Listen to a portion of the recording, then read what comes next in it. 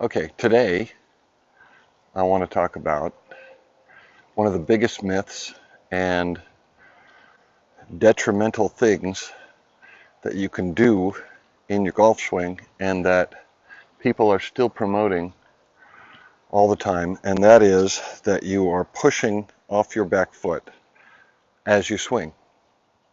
Now, if you think about it, that's the same as trying to push and throw at the same time or run and throw at the same time. And you can't do it. There's a part of the swing that's missing when you do that, and that's leverage. First, let me demonstrate what it would be like if you were to push off the back foot, which is what people advocate. Oh, and by the way, this grip is kind of shitty on this club, so I'm just using a towel so I don't hurt my hand and I don't have a glove on. Anyway, so let's say we're going to swing the golf club. Now, if I try to push off of this foot and make myself turn, well, now I'm doing that. I'm pushing here and I'm pushing from the right shoulder, and I end up having nowhere where I know where the end of the swing is. And what I mean by that is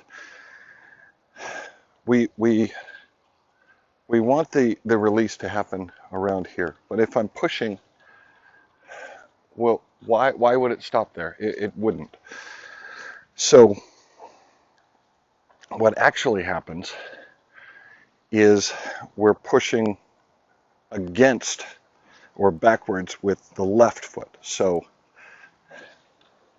as I turn, or as I begin to swing, this leg actually pushes backward, and that is what turns my hips and gives me leverage in this direction, which will put the point of release right there. Even though, for you people who understand the Holy Grail, we're sending the club that way, because the pressure to stop us is this way, that puts the release right there past the ball. Okay. Now, you can see this in any pitcher or baseball player.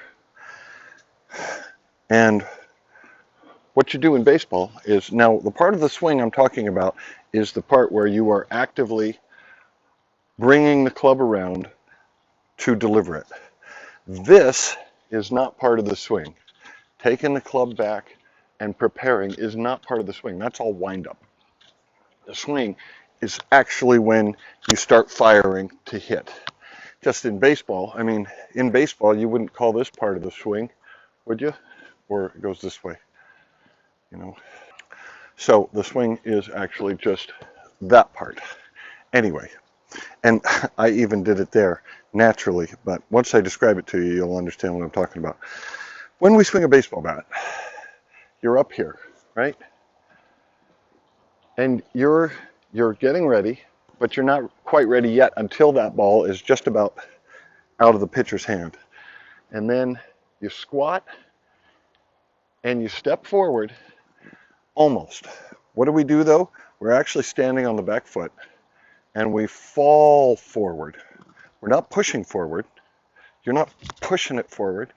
You're just falling forward. And as soon as that front foot hits the ground, that's the trigger for the swing. Swing doesn't start till that front foot hits the ground. It can't. Otherwise, that would be ridiculous. Now, why aren't we pushing off, and why are we simply falling forward? And it's because we need that amount of time, and we have learned as children that how long that takes, and we know just how long it takes, and our body can react to it, right? If you were to rush that by pushing, you don't have the time you need to wind up. You don't have the time that you can actually relax before you have to fire, right? And so the same thing happens in golf.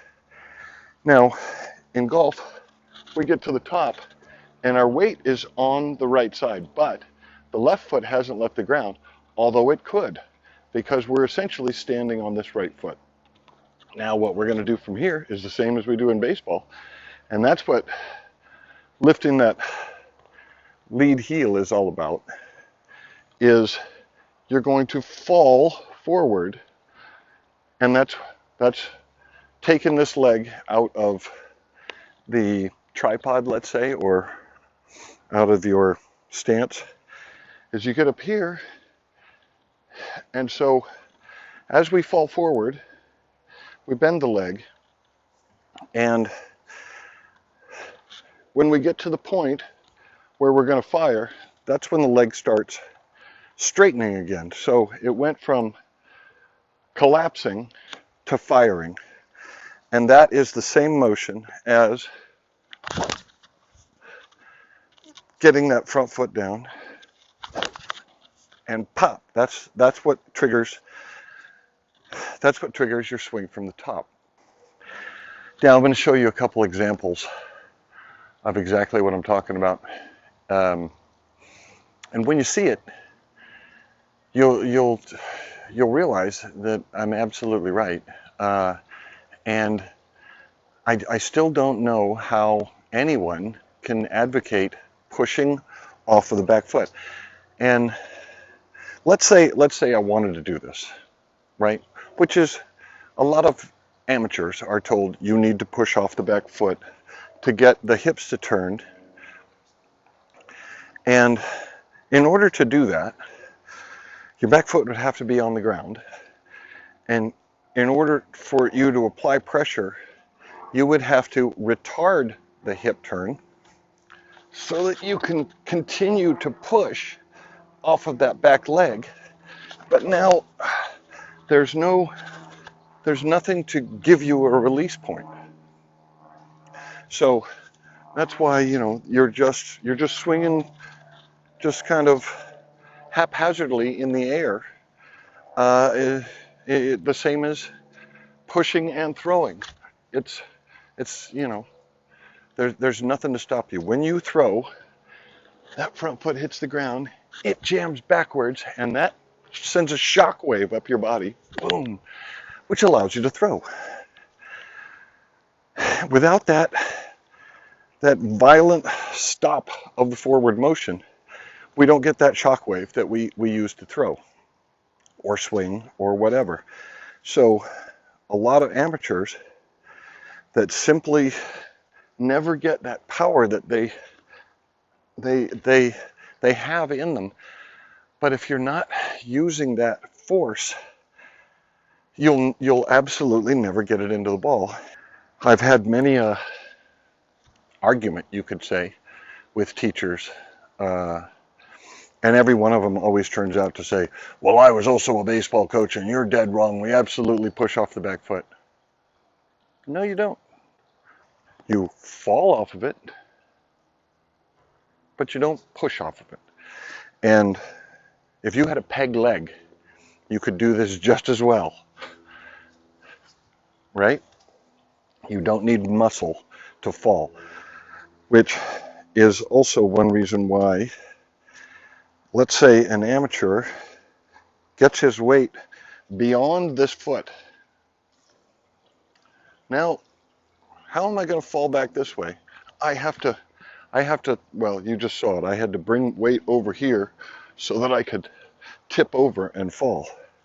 But if I scoot, I can't fall. Or if I get too far out, I can't fall. So that's, all we do, you stand here, lift your leg, fall. Lift your leg and fall, right? Which is probably why most of us can't hit very well lefty, is we've never learned to do that. I suppose,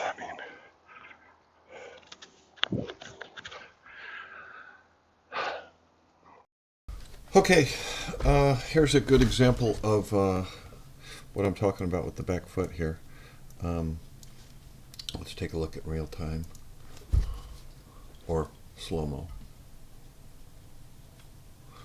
It's a very unorthodox golf swing, of course, but it's very natural. You could tell this guy was probably a baseball player or does play baseball, even though his grip is pretty good. But let's take a look at what's actually happening here. I think you'll find it interesting. So he's taking his grip, he's got the club out in front of him, and his arms and shoulders are neutral. So as he turns his body away, his shoulders and his hips are turning away. Notice that his hands are still straight in front of his pelvis. He has just turned the whole unit as one. The backswing, as we would call it, has not begun yet. So as soon as the shoulders reach their max point, which is right about there, then the hands start their part of the swing. And right then, he's teetering on his back foot, as you can see. Right then, when the hands and arms begin to actually load up the club for the swing, is when he begins to fall forward. So he's falling forward right there, right? And what you'll find interesting here too is now he's preparing, the foot goes around. As soon as that front foot hits the ground, boom, right there, now is when the swing actually starts. Because now he can push up and against with this leg in that direction, while his right leg is bending and completely unweighted. See, which leg straightens? The front leg. Which leg bends? The back leg. How can you apply power on a leg that's bending, not straightening? You can't do it. So let's look at that again.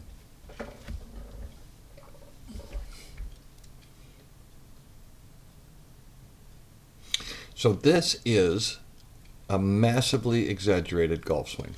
So what we have here is, we would call that a one-piece takeaway, right? Hasn't done anything but turn away. And this we would call the weight shift, or pressure shift. His weight is still forward, which allows him to fall forward, but he didn't shift his weight outside of his right foot. So now he's leaning into where his front foot would be, and he's going to fall.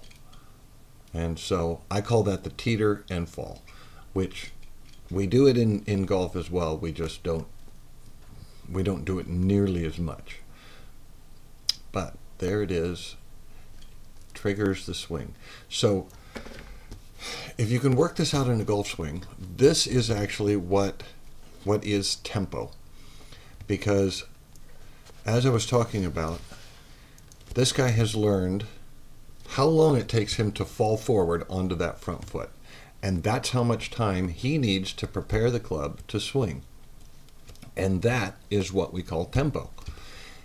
If he were to rush any one of those parts, he would be out of sequence and he would be out of tempo. Okay, so in that example that we just looked at, I want you to notice something that this guy did. And he didn't actually wind up the club until he got into his fall. And that's when the club went up, and it wasn't rushed. It was during the period of the fall. He knew how long it would take him to fall over there, and he knew how much time he had to do it. Right? So imagine how hard it would be if you were to,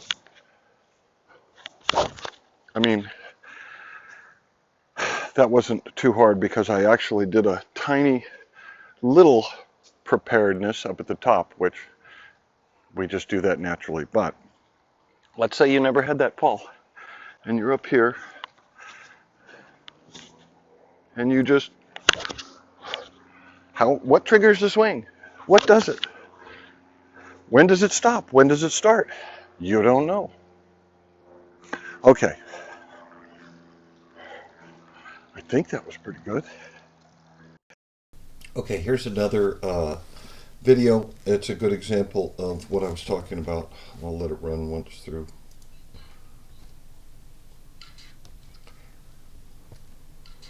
Okay, yeah, never get used to that. But let's look at what's happening. I just spoke about it, but she hasn't begun the swing yet. She's just preparing. So there goes she's falling forward. The front foot hits the ground. As soon as that front foot hits the ground, it begins to apply pressure backwards and she can start the swing. That's the moment the bat begins to come around. This hip goes back, and the back foot is definitely not pushing forward. As you can see, how are you going to push with your toe just barely on the ground? No, we're essentially just dragging that foot. And look at that. She's got her front foot slammed on the ground. The knee is almost straight. The hip is jammed.